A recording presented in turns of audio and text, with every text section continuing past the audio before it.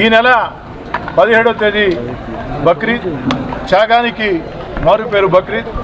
ఆ బక్రీద్ పర్వదినాన ప్రపంచవ్యాప్తంగా నిష్ఠాగరిష్టలతో భక్తి శ్రద్ధలతో ముస్లిం సోదరులు చేసే ప్రార్థనలు సర్వమానవాళికి మేలు చేస్తాయని బలంగా ఆకాంక్షిస్తూ నెల్లూరు రూరల్ నియోజకవర్గంలో ఏదైతే బక్రీద్ పర్వదినాన ఈద్గాల వద్ద ముస్లిం సోదరులు ప్రార్థనలు చేస్తారో అక్కడ వారికి ఎలాంటి ఇబ్బంది లేకుండా ఉండేదానికి అధికార యంత్రాంగంతో కలిసి ఈరోజు అన్ని ఏర్పాట్లు కూడా సమీక్షించడం జరిగింది.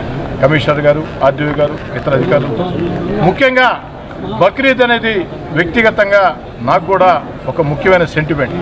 ఎందుకంటే నేను ఎమ్మెల్యే కాకముందు ఓ రాజకీయ కార్యకర్తగా నెల్లూరు రూరల్ నియోజకవర్గంలో 141 రోజుల మహాయాత్ర ప్రారంభించింది. 141 రోజుల ఇంటింటి మహాపాదయాత్ర ప్రారంభించింది బక్రీద్ పర్వదినమే.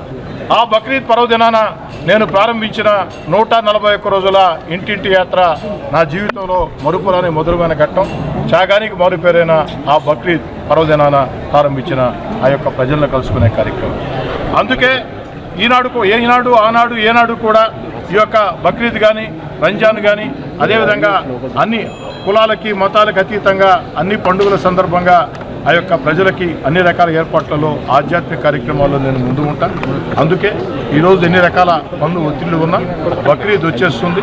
అధికారులతో కలిసి ఈ యొక్క ఏర్పాట్లు సమీక్షించాలని బారా షాహిద్ దర్గా రావడం జరిగింది.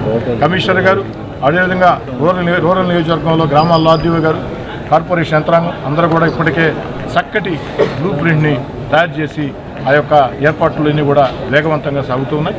16వ తారీఖు ఉదయం కల్లా బారా షాహిద్ దర్గాలో అన్ని ఏర్పాట్లు పూర్తవుతాయి. ఈద్గా